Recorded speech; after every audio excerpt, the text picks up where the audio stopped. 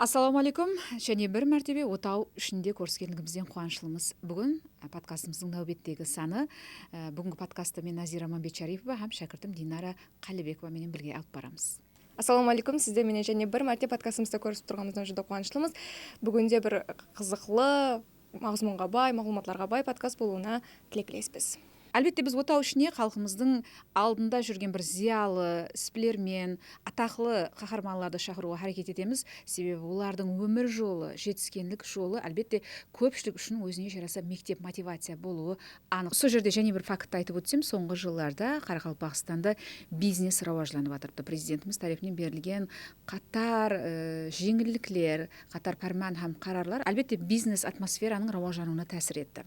Бүгінге келіп Қарақалпақстанда халық танитұғын хаял қызлар арасында да іспілерменлердің бір жаңа әулады жетілісіп шықты десек қателеспеген боламыз.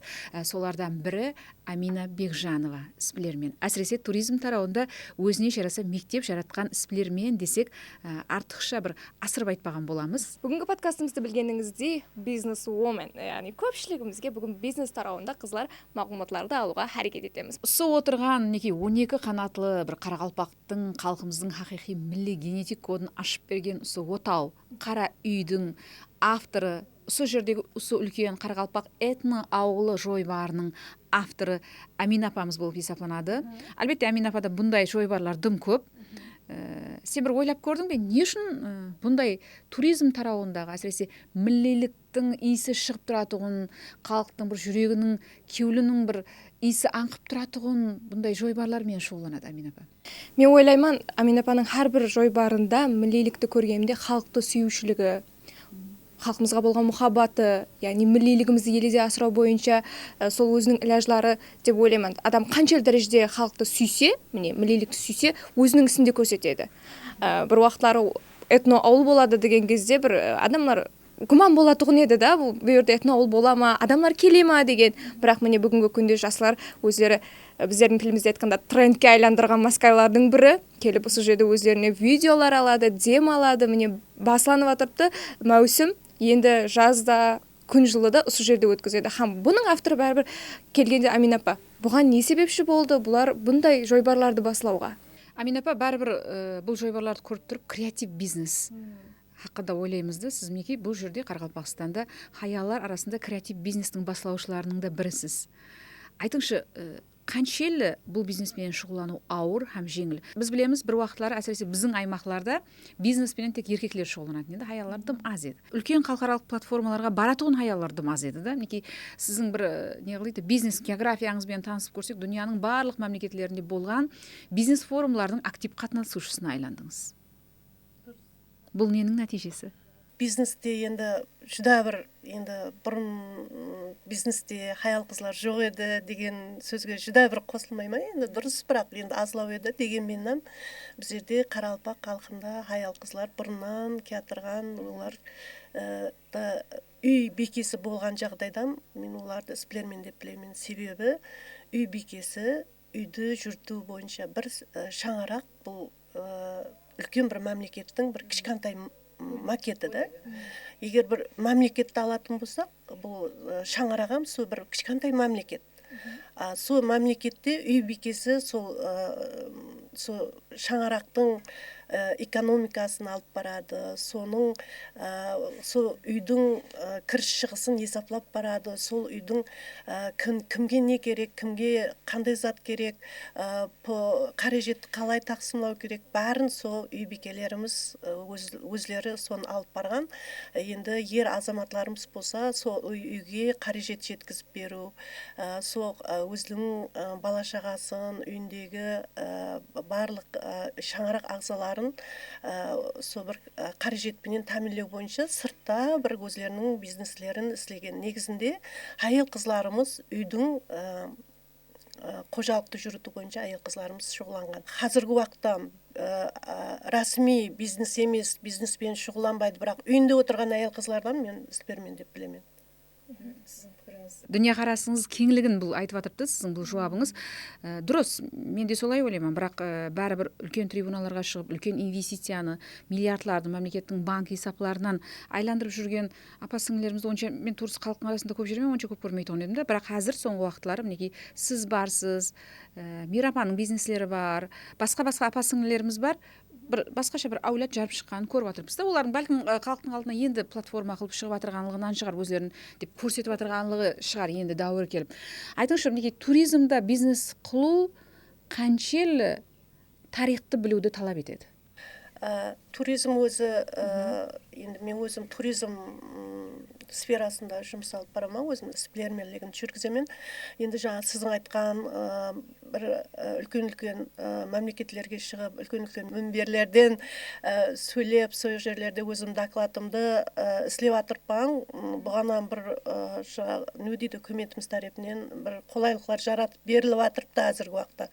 Бірінші себебі, екінші себебі бұл бәрібір өзіміздің барлығымызды, өзіміздің мәдениетімізді қолымызға ұстап, көкірегімізге, жүрегімізге салып ұстап отыра бергенмен пайдасы жоқ. Бұл затты халық дүния жүзі білу керек, дүния жүзіне танытуымыз керек.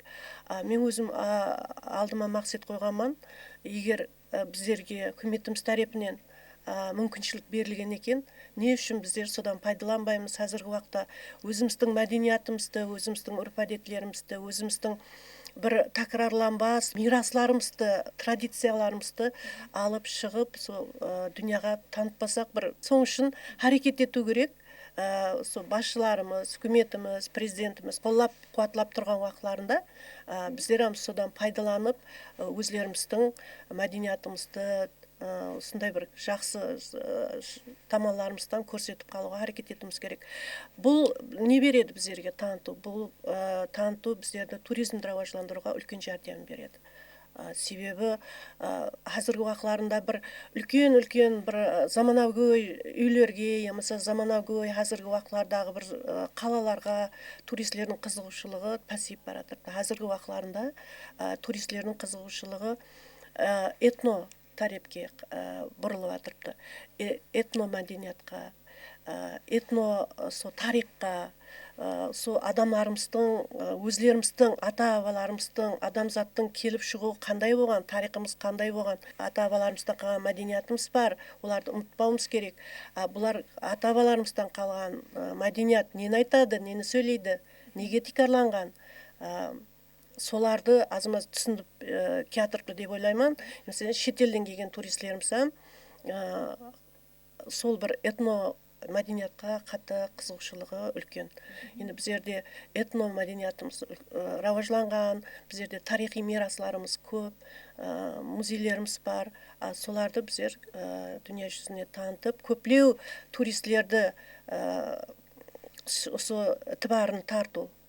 Ham республикамызға, Өзбекстан республикамызға, Қарақалпақстан республикамызға туристердің көплеп ітібарын тартып, көплеу туристерді алып келу біздердің алдымызға қойған мақсатымыз. Жақында қара үйіміз Делиде ЮНЕСКО-ның материалдық емес байлықтар тізіміне кіргізілген уақытта сіздің де бір сол жерде бір жанкүйер қыз сыпатында бір жүрегіңізде бір толқын, мақтаныш болғанлығы анық. Оны сол уақытта сіздің кейпиятыңыздан сездік.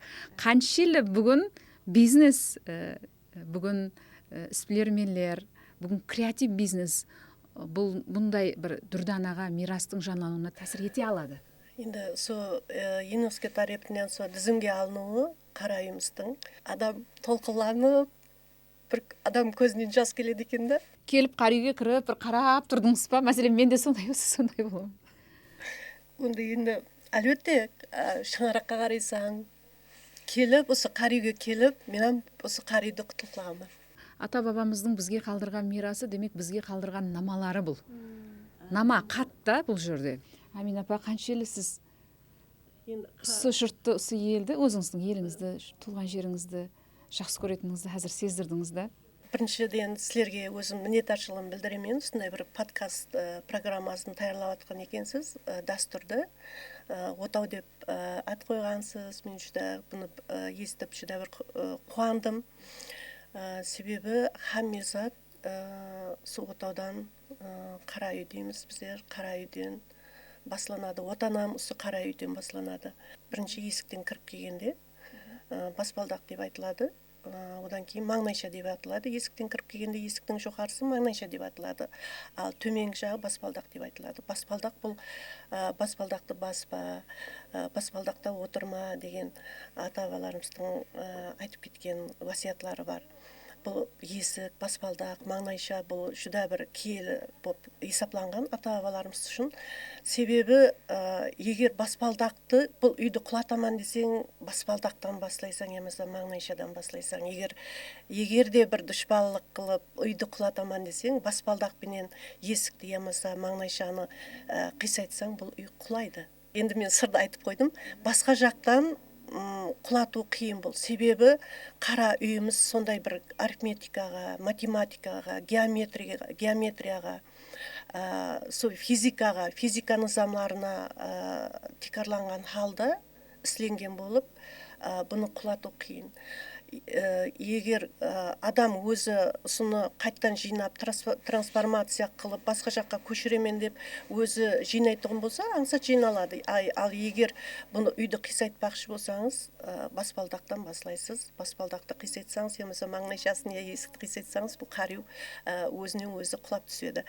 Соның үшін бұл нені аңлатады? Әрбір отанның өзінің есік бұл даруаза. Әрбір отанның өзінің даруазасы болу керек. Даруазасы беккен болу керек. Ата-бабаларымыздан айтып кеткен, босағаң беккен болсын дейді. Шаңырағың биік болсын дейді. Кереген кең болсын дейді.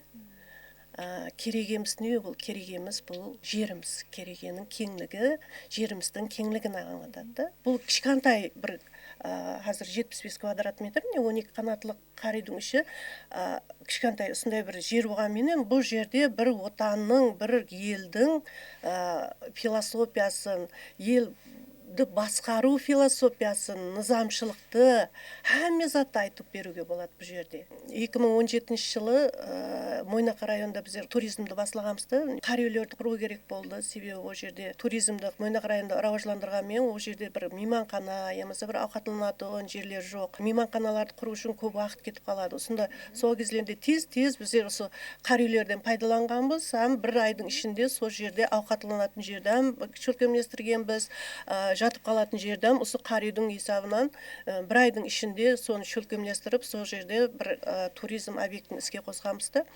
Сол кездерден басылап мен бұл қара үйдің философиясын, материалдық жақтан қандай үйреніп басылғанмын. Бірінші енді философия жағына онша тібар бермегенмен, енді келіп материалдық жақтан үйреніп болғаннан кейін енді бәрбір соң ішіне кіруге тура кеп қалады. Себебі бұның философиялық жағы жүда бір терең бір айым заманларымызға 3000-4000 жылдықтарға кетіп қалатұғын философия. Енді бұл қара үйді айтады, енді тарихы 3000-4000 жылға кетіп қалады дейді. Біздерден алдыңғы енді дегенмен қазір 2000 жыл, біздердің эрамызға дейін 2000 жылдан ар жағына кетіп қалатұғын тарихқа ие зат екен. Сол уақытларындағы қара үй, қазірам осы қара үй. Солайыншына сақланып трансформация болып келген. Бұл өзгермеген трансформация болғанменен, бұл өзгермеген ұстырсына келіп жеткен біздерге. Бұл жерде мәселемкеден қазір көріп отырсыз, міне уық деп айтылады, міне шаңырақпенен бірінші осы үй құрылғанда несі құрылады? Есігі құрылады. Есігі құрылғаннан кейін шаңырақ көтеріледі. Шаңырақ бұл уықларды керегені ұслап тұрыпты. Өз кезегінде керегемізбенен уықларымыз шаңырақты көтеріп тұрыпты. Біздің ауылда да сөйтіп қара үйіміз бар еді, әр жыл бәһәрде сөйтіп құратын еді апайлар. Сіз айтып жатырсыз, мен сол жасылықта ауылда апалардың құрып атқанлары есіме түсті. Хаттан да үлкен шаңырақты шіңішке нелер көтеріп тұрды. Не мәнісі? Бұл елдің бірлігі. Қара үйдің ішінде отырсаңыз, өзіңде бір қауіпсіздік пайда болады. Ауызбіршілік дейді ғой біздің халқымызда.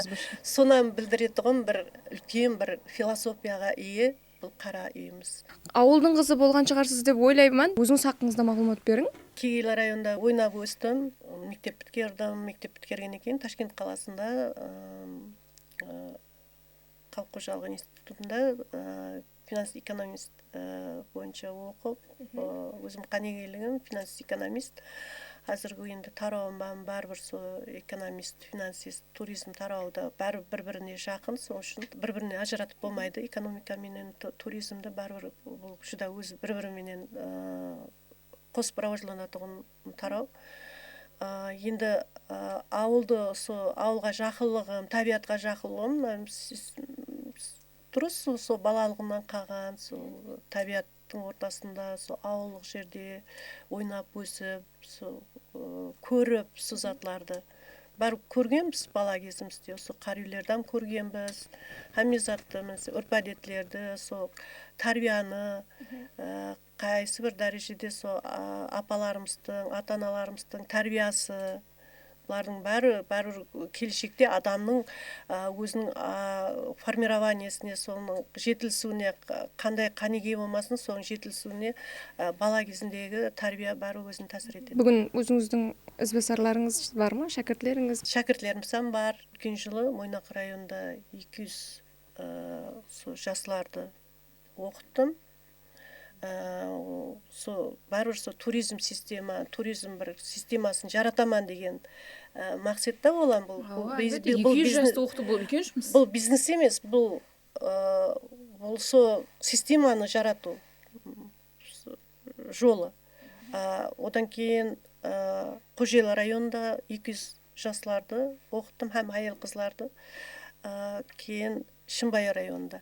Енді бұл жерде менде мақсат болған, Нөкөз, Қожелі, Мойнақ һәм Шымбай бір туризмге жақын раважланатығын, жақын, бір-біріне жақын бір туристлер қызықтыратын районларды бір дізу бір система жарату болғанда, сол жерлерде бәрібір мың мәдени мерасымыз бола берсін, мың қайсы бір мәнінде туристлер тартатын объекттеріміз бола берсін.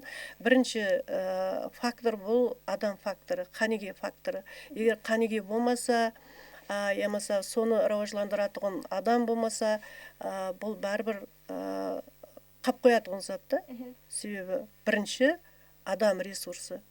Әрбір раважлануда, әрбір экономиканың раважлануында тұратығын бірінші ресурс бұл адам ресурсы. Соң үшін бәрібір соларды оқытып, жергілікті жастарды, аял қызларды оқытып, туризмге таярлап, туризм менен шұғыланып, 1 сом, 2 сом өзіне қожалығына алып келсе, өзі раважланса, бұл жүда бір жақсы нәтиже болып табылады. Мойнақта қар үйлерді құрғансыз бірінші болып барып, Мойнақта ешкім жоқ, туристлер дерлік келмеген.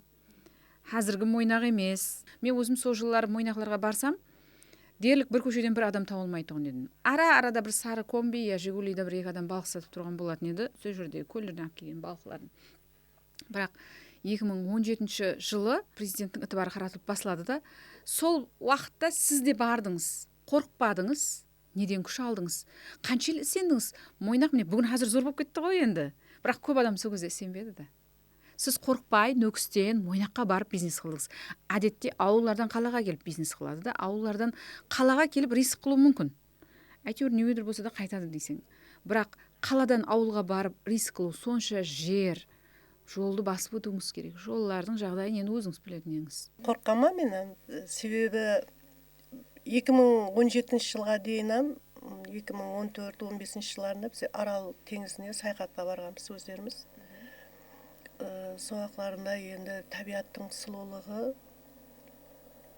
адамды лал қалдырады, эмоция береді адамға. Енді сол жер бірінші барғанымда енді мен жүгіріп жүргенменде бір жерді көріп, үстірт платосы, Чин каньолар, бір тәкрарланбас еш жерде көрмеген сұлулықтарды көрген уақытымда енді эмоцияға адам беріледі да бәрібір. Сол жүгіріп жүріп, суретке түсіріп, соларды көріп жүрген ядымда бар да.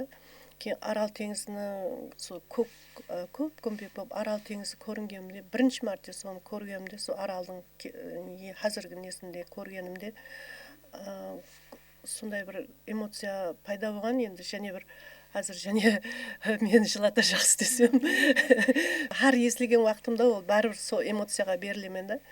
Себебі адамның қаншелі сұлу бұл Арал теңізі, қаншелі сұлу, қаншелі бұл менің аралымда бәрібір мен осы жердің қызыман, осы жердің адамман, осы жерде туылғанман. Бұл менің аралым. Не үшін қайтып кеттің? Мүмкін сырттан келген туристлер эмоцияға беріледі, олар бір барып келсе, кейінгі жылы қайтып келіп жатырыпты, біздер ондай эмоцияны ала алмаған едік, және келдік деп. Енді адам өзінің туылған жеріндегі сондай бір катастрофаның болғанын іштен сезіну, бұл жүда қиын нәрсе да. Адамның жүрегі елжіреп, бір затыңды жойтқандай болып, жүрегіңнен ашынасаң да соны көрген кезіңде. Қаншалық сол жердің табиғаты сұлу бола берсін, бірақ сол затты аралдың кетіп бара тұрғанын көру мен үшін қаттыға ауыр болған сол уақытларында да. Сондай менен барғанда жылағанман. Себеп арал мен үшін бұл аппақ киінген, аппақ оранған, аппақ ана образы да. Маған аралды қандай суретлесең десе, мен сондай аппақ киінген, сұлу, басқаша ана образын суретлеймін. Кімдір оны атаға ұсатады, кімдір басқа, бірақ мен үшін арал сондай. Тапсы сіз айтқандай көп көмбек ұзақласып бара тұрған арал. Енді бір затты қатты жүрегіңе алған кезіңде, сол жүрегіңдегі сол босылықты, болған бір қиыншылық сезінген бір ащы, бір дәртті, бір жақсы затпен толтырғың келеді. Енді осы көлді көрген кезімде не дейді, Арал теңізінің бір бөлегіндей көргенмен да, командамызбенен бірге әлеуетте сол үкіметіміздің қолдау қуатлауыменен сол жерде сондай бір этно ауылды жараттық. Бұны жаратаман дегенше де қарама-қарсылықтар болғанда, жасалма ауыл болады о жерде. Жасалма ауылға кім барады? Жасалма ауыл бұл жерде халық жасап атқан жоқ ма әсілімкеден? Жасалма ауылға туристерге қызық болады ма, болмайды ма? Деген бір көплеген бір сондай пікірлер болғанда, енді бәрі адам өзінің алдына мақсат қойса, мақсатына жетеді. Себебі қазіргі уақытларында біздің халқымыз рауажланып бара жатырды. Даже ауылдарға барсақ, заманауи үйлерде, заманауи тұрмыс дәрежесіне жетіскен, бұндай бір біздерде бұрынғыдай болып осындай қар үйлерде, мына тамларда жасап жатқан халқымыз жоқ. Соның үшін бәрібір қазіргі уақытта бұл жер туристеріміздің диққатын тартып жатырды. Адамлар келіп бұл жерде ата-бабаларымыз қалай жасаған, бір минут болса да, бір сағат болса да, бір күн болса да сезінуге харекет етеді.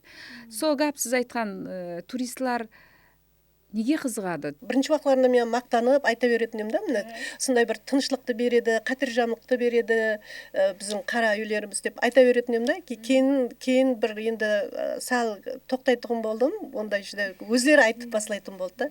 Мынандай деп сондай қазір біздер бір қатыржам отырыппыз, шаршағанымыз шықты.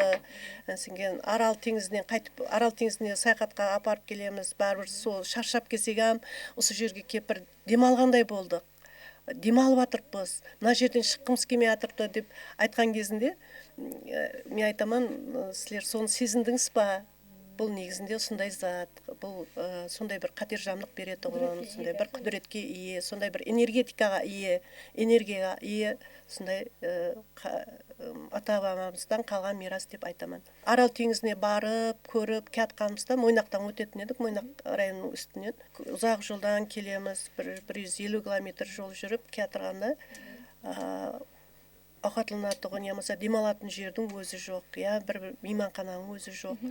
Соғақларында енді көріп кетіп жүрпіз қой, барып көріп кетіп жүрпіз. Ауқал жүда ауыр, жақсы емес.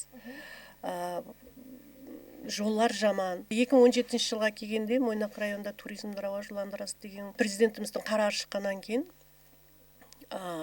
сондай имтиязлар берілді. Мойнақ районында жеңілдіктер беріп жатырпыз. Барбарам екілену бар да менің өзімде. Сол кезлерінде қарар шықты, қарарды оқып көрдік, жиналыстар болып жатырды, президентіміздің уәкілдері келіп жатырды, келің деп жатырды. Сол кезлерінде Мойнақ районына қадем басқан туризм сферасында істейтін мен өзім едім. Бірінші барып көрген уақытында бұл жердің қай жерінен басыланатынын, қай жерінен аяқланатынын түсінбегенмен да.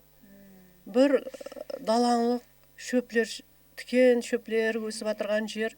Бұл жер қай жерден басыланады, қай жерде тамам болады.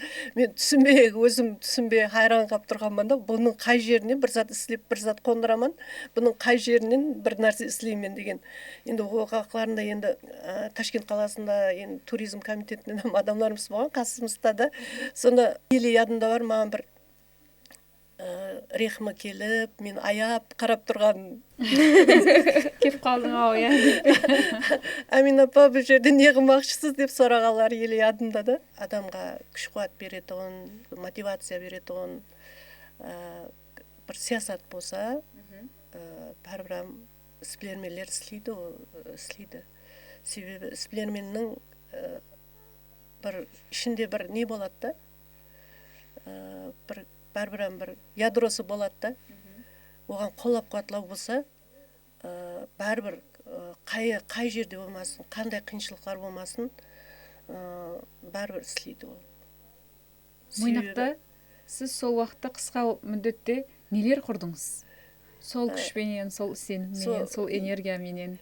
Енді президентіміздің қарары 2017 жылы 28 февралда шыққан. Май айында қазір кемелер қабірстаны дейміз. Сол жерде тегіслеп, шөплерден тазалап, сол жерге 6 қар үй құрғанбыз. Турист кезде сол жерде жатып қалып, һәм ауқатланатұғын азғана болса да инфраструктураны қылғанбыз.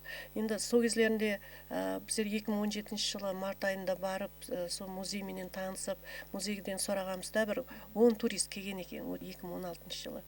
2017 жылдың өзінде біздер туристі 3000-ға жеткізгенбіз, 10 туристтен. Қазір не?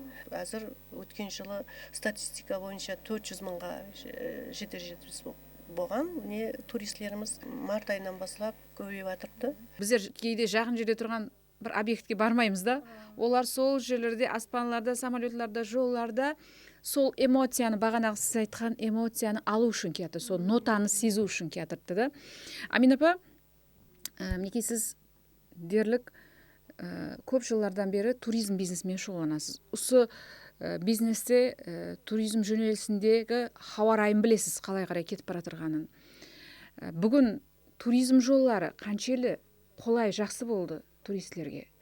Біз айтамыз, хәмеше жоллар бұл туризмнің қан тамырлары дейміз да. Егер жолың жақсы болса, сырттан адам келеді.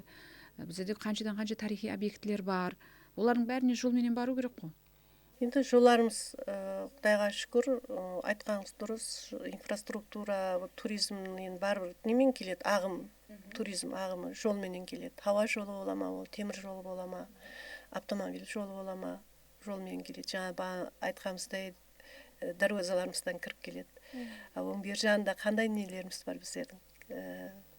Қандай инфраструктурамыз бар? Жолымыз қандай, хауа жолымыз қандай, темір жолымыз қандай, транспорт жолымыз қандай? Қандай имканиятларға ие бұл жол бойлары? Су шығу керек, жаңағыдай хажетханадан пайдалану керек, сервис қызметтері керек. Бұлардың бәрі енді ретіменен ісленіп жатырды. Енді хамизат бірден болмайды. Дегенмен рауажлану қазір уақытта тез пәтпенен алып барылып жатырды. Біздердің айтқан пікірлерімізді қайтсек, туризмді рауажландыруға болады Өзбекстан Республикасында. Қайтсек, Қарақалпақстанға алып келе аламыз. Мәселен, Самарқанд, Бұхара, Хива қалаларына келген туристлерден Қарақалпақстанға қалай алып келе аламыз? Ямаса өзлеріміз қайсы бір қаладан, қайсы бір елдерден өзлеріміз Қарақалпақстанға қайтып алып келе аламыз деген пікірлерімізді сұрап жатырды. Мәселен, ел басшыларымыз, үкіметіміз сұрап жатырды. Біздердің пікірлерімізді набатқа алған халда қазіргі уақытта инфраструктураларымыз рауажланып жатырды. Оған біздер өкпелемейміз, қапада болмаймыз. Себебі бұл затлардың ешқайсысы жоқ еді бір уақытларында. Қайсы жоқ затлар бүгін бар болды? Әлбетте, бірінші визалардың Өзбекстанға кіріп келуші шетел туристлеріне 90-нан асылам қазіргі уақытларында мемлекетлерден кіріп келуші туристлер үшін визасыз режимнің орнатылғаны. Мәселен 30 күн бола ма, ол 20 күн бола ма, 10 күн бола ма, бұл туристердің ағымына үлкен тәсір етеді. Себебі визаны, оны бір регистрация қылып, одан өтіп жүрудің өзі бір үлкен тосықта туризм ағымына келетұғын. Бұл біздер үшін бір жүда бір қуаншылы. Енді бірінші мәрте 2017 жылы 52 мемлекеттің, бірден 52 мемлекетті визасы режимға өткізіп жіберілді. Сол ақыларында біздер қайран қалғанымызды болады екен ғой деген. Болады екен ғой, визасыз режим болса, ол турист болса, ол елді көруге келіп отырған қонақ болса. Бір 10 күнге, емаса 20 күнге не үшін сол виза талап етуіміз керек? Сонша біздердің көретін затларымыз бар, мирасларымыз бар, ата-бабаларымыз бар, мәдениетіміз бар. Не үшін соларды бір көргісі келген адамдарға біздер виза деп отырсақ? Отырғанбыз ғой енді. Болады екен ғой мінекей. Құры жасалма адамның қолымен орнатылған тосқылар болғанда бұл бәрі енді алып тасталанды. Бұл бірінші біздердің вау деген жеріміз болғанда, сол ақыларында сол қандай жақсы, қандай болады екен ғой. Одан кейін мәселемкеден мен өзімнің тәжірибемде сонда 2017 жылы туризм бойынша министріміз келген, Өзбекстан бойынша туризм министрі. Біздердің басқарма басылығымыз айтып жатырды, Амина апа, біздердің министріміз келген Ташкенттен. Сізбен ұшыраспақшы, қазір сол гостиницаға, сіздің мейманханаңызға барамыз деген кезінде. Қайран болғансыздар, министр келе ме мейманханаға деп. Себебі мен өзім 2013 жылы мейманханамды ашқан уақытларында ол лицензия алудың өзі бір жыл жүргенмен да, ол мүмкін емес еді. Ол бір министерствоның ішіне кіріп біреумен ұшырасудың өзі жүда бір қатты қиын зат еді. Жазылып, қайта-қайта барып, қайта-қайта бір запрос беріп, ондан бір есіктен шығып, біреу қағазымызды қолымызға беріп жіберіп, сондай еді. Ол бір министр былай тұрсын, бір апуайы қанегелермен ұшырасуымыздан бір үлкен бір не еді. Ал министр келем екен мен ұшырасуға келем екен деген қайран қаларлық уақия болғанда, сонда келіп, енді сондай сәубетлесіп жатырды. Мен Амина апа, қайтсек, міне Қарақалпақстанда туризмді рауажландырсақ болады деп не жатырды да. Соны мен енді машқаларымызды айтқанмын. Сол ақыларында мәселенкеден біздерде келіп жатқан бірінші реклама, сол біздерде қандай мәдениетіміз бар, қандай Советский музейі. Бәрбір енді белгілі музей дегенменен бәрбір реклама керек. Бір ел білгенмен екінші ел білмеу мүмкін. Сондай бір телевидениелерден сырттан бір журналист, ол келерінде енді блогер деген зат жоқ еді. Енді журналистлер телевидениеден келеді, ондай документальный фильм түсіреді, оған сондай бір нелер болатын еді. Соларды айтқанмын да, біздерге ешқандай ондай сен келіп Бұхара, Самарқандларды келіп түсіріп, сондай Евроньюз сондай бір каналларға беріп жатырды. Біздер туралы еш жерде ешқандай беріліп жатырған жоқ қой дегенмен да, яқшы деген Бұхараға қазір мен шақырып қойпан деген, сол Россия телеканалы, НТВ телеканалын шақырып қойпан. Енді программада жоқ, бірақ сіздің айтқаныңыз үшін мен сол Бұхарадан берман қарап шақыраман дегенді. Енді соларға сол Арал теңізіне дейін апарып, соларды көрсетіп, бірінші сол Қарақалпақстан бойынша, туризм бойынша документальный фильм көрсетілгені, сол бірінші сол көрсетілгені болған. Олам біздер үшін бір қайран қаларлық болғанда, енді сондай бір жаңалық болғанда, сол қайсы бір мемлекеттің телевидениесі келіп, сол жерде бір көрсетулерді түсіріп, оларға да қызық болған, сол Арал теңізіне барып, келіп, сол бір мойнақларды көру. Одан кейінім, содан кейінім бәрбір поток, туристердің поток күшейетті олам. Одан кейін енді көп, мәселемкеден сол ақыларында не үшін туризмді рауажландыруға қандай тосқылар бар дегенде, мәселен, Арал теңізіне неге апара не қылмаймыз деген кезінде мен айтқанмын, Арал теңізіне апару үшін жол таңламас машиналар керек дегенмен да. Қандай машин керек дегенде, енді біздердің пұлымыз жоқ қой, енді уақытларында ондай көп пұлымыз жоқ, бір Jeep, Toyota Prado деген машиналар ол кездерінде 1 миллиард тұрады да. растаможкасы менен жадай басқа жадай регистрациялары менен 1 миллиард 100 мың доллар тұратын машиналарды ол кезінде. Енді мен ондай машиналарды аламыз, ондай машиналарға алып, сол бизнесімізге қосамыз деген 10 ұйқылап, 1000 ұйқылап түсімізге кірмеген зат қой. Енді сонда қандай машин керек дегенде мен енді ана патриот машиналар бар ғой, Россиядан шығады, сондай машиналар болғанда дегенмен да, енді ол енді арзалау тұрады да, енді ол сол кезлерінде не үшін япон машиналарынан жол таңламас, жақсы машиналардан алмайсыз? Оған ақшам жоқ біздердің дегенмен де. Кейін Сосын министріміз айтқанда, егер мен президенттен ілтимас қылсам, соған бір имтияз алып берсем, ала аласыз ба дегенде, қорықпастан аламыз дегенмен де. Кейін сіздің бұл өтінішлеріңіз қарарда көрінді, қарарда субсидия ажыратылып басылады, иә? Қосымша қимат төлемлерінен, акциз төлемлерінен, басқа да регистрация төлемлерінен азат етілді. Бір азғантай бөлегін төлеуіміз керек еді, онан 5 жылға бөліп төлеу жағдайыменен, имтиязыменен, сондай бір қарарда өзінің несін тапты, бұл шешімін тапты. Һәм неге қазір уақытта өздеріңіз уасыз Арал теңізіне қанша қазір жол таңламас машиналар қатынап тұрыпты. Бұлардың бәрі сол үкіметіміздің, президентіміздің туры саясаты, туры көре білгенлігі, мәселен, Мойнақ районында туризмді рауажландыру бойынша қарарының шыққанын ешкімнің ойына келмеген уақытларында. Ешкім сенбеген Мойнақта туризм рауажланады деген. Мемлекеттің сплерменлерге жүзбе-жүз баруы, олардың мәселелерін шешу, міне көз алдымызда Мойнақ, иә? Мойнақ қанша өзгерді. Сол уақытта президенттің туризм хақындағы қарары, міне сіздер қанша мейманханалар құрдыңыз, сіз сияқты қанша сплерменлер кіріп барды. Хаттекі Аралдың қасында бірнеше отаулар, туризм объектілері пайда болды, иә? Қызмет көрсету кемпингтер пайда болды. Мейманхана құрылды, Арал Дримс'дегі, мен өзім барып көрсетуді таярладым. Бұның бәрі сол сплерменлерменен болған қайта-қайта сәубетлер не керек, рауажландыру үшін не керек? Енді бір сұрау туылып жатырды да осы жерде. Мәселен, Қарақалпақстанға бір турист келсе, оны біз неше күн ұстап тұра аламыз? Есапласақ, мәселен, бір турист бір точкаға кірсе, кемінде, мәселен, мейманханаға кемінде $100 я $150 қалдырды дейік. Және көшеде дүканнан сувенир сатып алады, кемінде бір $50-60.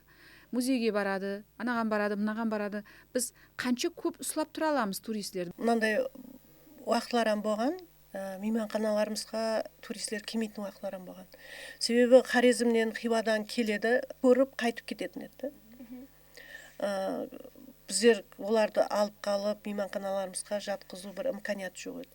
Енді рауажлана келіп, олар бір күн қалатын болды. Көпшілік туристлер бір күн қалатын болды. Себебі бәрібір музейден басқа, советский музейден басқа, олардың қызығушылығы көбейді, мәселен, базарларымызға, мінеки, өнерменділеріміз рауажланып жатыр әзіргі уақытларында. Мен ядымда бар, сол 2017 жылға дейін бір санаулы, 1-2-3 өнермендіміз бар еді. Оны бір шығарып отырған продукциялары, мақсулатлары бір азғантай етті, ондай ассортиментам жоқ, бір жүда бір азғантай бір затлар шығаратын еді. Енді себебі оны менен тіршілік қылу мүмкіншілігі жоқ еді, ол турист келіп сатып алу керек ол затты. Одан енді бір қосымша өзлерінің жағдай хобби дейді, сондай менен істеп қоятығым бір 1-2-3-4 бір өнермендіміз бар еді. Әзіргі уақытларында кешеде бір жиналысымызда айтып өтілді, 2,5 мыңға дейін өнермендіміз бар екен әзір. Қараңда бір өнермендтен әзір бір 2,5 мыңға жақыласып қапты да өнерменділеріміз не. Онан қала берсем, Қарақалпақстанда әзір уақытларында соны өнерменділердің бір өнермend жәмиетіне ағза болу үшін төлемлерінен азайтып берілді жақында. Бұлан бір өнерменділердің көбеюі, бұлан біздердің милли қадіриятlarымыздың қайта тікленуіне үлкен жәрдем береді. Президентіміз айтты да,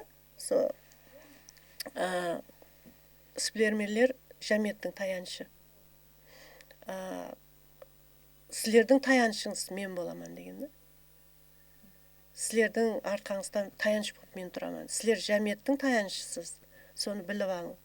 Соның үшін мен сілерді құрмет қыламын, а сілердің таянышыңыз арқаңызда тұрған мен боламын деп. Енді мына қариеге келсек, біздер оқылар болсақ, іс-бермелер, шаңарақ, біздерді ұстап тұрған шаңарақ елбасшымыз. Бір ұйғылық та бұл жерде. Туризм бекардан бекарға ол үлкен экономикалық күш деп айтылмайды. Ол сөздің мәнісі сол. Әрбір турист кемінде қарап тұрбам 4 адамды бағады. Бүгін бірден темпті өзгертірсе болатығын дәуір туризмді. Неге көз алдымызда осы Қарақалпақ этноауылы. Өткен келгенде мына жерде хамме қабилелерде шетелдіктер күртік жеп отырып еді. Күртік пісіріп берген адам да бұл жерде несібесі бар да. Соның үшін бұл туризм бұл үлкен бизнес. Әлбетте транспорттан пайдаланады, жаңағыдай гидтің қызметлерінен пайдаланады. Темір жол транспортларымыздан, авиажоллардан пайдаланады, самолетлардан келеді. Бұл экономикаға жүдә тәсірі үлкен туристердің. Амина апа, және бір сұрау бар. Неке бізде табиаттың әрбір пасылы өзгеше да, сұлу. Әсіресе адамлар, туристер еркін жүре алатын пасылар бар, мәселен, бәһәр, күз, туризмдің өзі рауажданатын пасылы ғой енді. Біздер тек мәсілімкеден бір іспілерменлікті бенен шекараланып атқанымыз жоқ, сол системаны жаратамыз деп әрекет етіп отырмыз әзіргі уақытта. Бұл фестивалlarдан шөлкемлестіру бұл сол системаның бір бөлігі. Себебі турист келгенде бір затты көруменен шекленіп қалмау керек. Ол өзінің бір сом пылын қаражет қылып осы жерге жұмсады ма, ол көбірек эмоция алып кету керек. Көбірек тек бір мәдени ата-бабаларымыздан қалған мәдени мираслардан менен шекленіп қалмауымыз керек. Жаңа объектілерді, жаңа бір жаңалықларды кіргізуіміз керек. Сондай бір жақсы фестивалларды өткізуіміз керек. Рауажланып жатырмыз, тазадан Қаратерең комплексі, мәселен, Белтау этноауыл комплексі, одан қала берсе, Арал бойындағы кемпингтер, бұлардың бәрі қайсы бір жерде Айызқала, Ақшакөл бойларында туристік орайлардың ашылуы, бұлам сол системаның рауажланып жатырғанының дерегі беріледі. Бүгін өзінің тек қана пұлды яки пайданы есептеп жүрген бизнесмен емессіз. Сіз халықтың тарихын, келешегіне тәсір ететұғын, хақиқи шын мәніндегі экологик таза туризмді халыққа сіңдіріп баратырған, туризм майданына алып кіріп атырған іспілерменсіз. Сол мәністе бізде Қарақалпақстанда туризмнің стратегиясын қалай көре аласыз? Туризм бір регионменен шекленіп қалмайтын затты. Біздер мәселен Қоңсы Хорезм облысында бар, Самарқанд, Бұхара менен біргелікте туристік айланба жолларды өзінің инфраструктурасы менен, өзінің сервис қызметлері менен, өзінің әртүрлі туристік объектілерін қамырап алатығын туризм жолларын, системаны істеп шығуымыз керек. Хорезм тарихынан келген турист тек бір жерді бір жолменен барып, сол жолменен қайтпау керек. Себебі біздердің Қарақалпақстан Республикасы жүда кең жерде жайласқан, районларам жүда бір кең жерлерде жайласқан, һәм әр районның өзіне жараса мәдениеті, өзіне жараса бір өзіне тартатығын, туристлер тартатығын өзіне жараса бір мәдениетіменен ажыралып тұрады. Мәселен, Шымбай районы, Мойнақ районы. Шымбай районына барып көрген затымызды Мойнақ районына барып көре алмаймыз. Мойнақ районында көрген затымызды Шымбай районында көре алмаймыз. Себебі әрбір районның өзіне жараса мәдениеті, өзіне жараса үрп-әдеті, өзіне жараса бір өзіне тартатығын қызығушылығы бар. Соның үшін біздер стратегиямызды істеп шығып жатырмыз. Туризм рауажландыру бойынша президентіміздің офис проекті істеп тұрыпты. Соларменен, мәселен, олар һәме уақытта біздермен байланысты. Қайтсек, қай жерде туристік точканы рауажландыру. Дұрыс, біздерде мәдени мирасларымыз бар, дегенменен қазіргі уақытта заманның талабынан келіп шығып, қандай затларды істесек болады. Мәселен, осы жердің өзінде де менде бір идея оянды да, мына жерде кішкентай бір магнит шығаратын баланы әкеп қойып, Қарақалпақ этноауылының суретін деп тұрып қойып, магнит холодильникке жабыстыруға алып кетеді, кімдір келген болса, тек суретке түсіп кетпейді ғой телефонына. Және бір зат, ана жерден тандыр, сіздің өз идеяңызды солай ғой, тикарынан, кімдір шетелдік кеп тандырдан нан жауып көрсін, нанның иісін сезіп көрсін, біздер сезгендей. Олар көрмеген ғой ондай қылып. енді бұның шегі жоқ. Біздердің мәдениетімізді айтып отырмын ғой, мінекей бір енді бір проектіміз бар, жыңғыл гүлдері деген фестивалды өткізу. Енді өзіңіздің хабарыңыз бар. Мәселен, бір жыңғылды алып қарасаған, бір апайы бір өсімлі, кешкі үміті бермейді оған да. Бірақ сондай сұлу. Біздердің ата-бабаларымыздан қолданған, ата-бабаларымыздың осы әулетларымыздың осы заманға дейін жетіп келуіне үлкен үлес қосқан бір өсімдік та олам. Себебі ол электр энергияның дерегі болған. Себебі ол отын, ауқат пісіру, отын, жылыту, сол жыңғылдан пайдаланған. Ондан қала берсе, сол жыңғылдан бояулар алған, кезлемелер тоқылған. Неге керек затларды сленген о заттан да, апай бір жыңғыл, ешкім товар бермейді оған. Мың түрлі пайдалы қасиетке ие. Қожалыққа көп затлар сленген о жыңғылдан да. Және бір қасиеті мен соны бір халқымызға, әйел қызларымызға мегзеттемен да, сондай сұлулық. Және ол бір, не дейді, доз болсан, қанша жағы, не дейді, шор самалар еседі, жерде су жоқ, шорланып кеткен жер, тас болса да, жер қатты болса да, бишара өсіп шығады да. Туризм хақында сөйлегенде, егер шын мәнінде оның бір данышпандығын, философиясын аңлайтын болсақ, бұл өмірде әмеміз саяхатшымыз. Біз өмірге саяхатқа келеміз. Егер сол көзқарастан қарайтын болсақ, Амина Бекжанова бүгін өз саяхатынан қаншелі кеулі толады, нелер сізді таң қалдырады? Адам өзі әр күні бір кеулін толтыратын бір харекет істеу керек та. Онсыз болмайды да. Кішкентай болсын, мәлі бір кішкентай бір харекет істесең, өзің кеулің толмаса, қалай ұйықтайсың, қалай демаласың? Адам әр күні үйіне жұмыстан қайтып келгенде, шаңырағына қайтқанда бір заттан кеулі толмаса, қиын да ол, не? Ертең күнге қаяқтан аласың энергияны? Әр күні бір харекетімізден, әр күні бір істеген ісімізден біз кеуліміз толып, содан энергия аламыз. 2017 жылғы Амина Бекжанова 2026 жылы қаншелі қойған мақсатлеріне ерісті? Бүгін қазір осы минутқа шеккен. Енді мәселен 2017 жылға дейінгі мен өзімнің бизнесімді, қазіргі уақыттағы бизнесімді 100% деп алсам, соның 95%-ін 2017 жылы мен 2026 жыллардың арасында ерістім. Бұлам жаңадай айтқандай, со жәмиетіміздің, басшыларымыздың, тәдбіркарлардың бірге істесуі нәтижесі. Амина апа, мінекей сіз бір ірі бизнесменсіз, бизнесвуменсіз. Әлбетте бизнесте дос та көп болады, дұшпан да көп болады. Егер сыр болмаса, дұшпаныңыз кім? Қазір мен дұшпанларымды бірмен-бір қолымменен санап беремін. Ойламаған сұрау болды. Дұшпан өзім. Енді әркім өзінің харекетіменен дұшпанды пайда етеді. Біздер біліп-білмей істеген харекетлерімізбенен өздерімізге дұшпан арттырып аламыз. Демек, дұшпан өзімізге өзіміз дұшпанбыз. Амина апа, ең жақын достыңыз кім?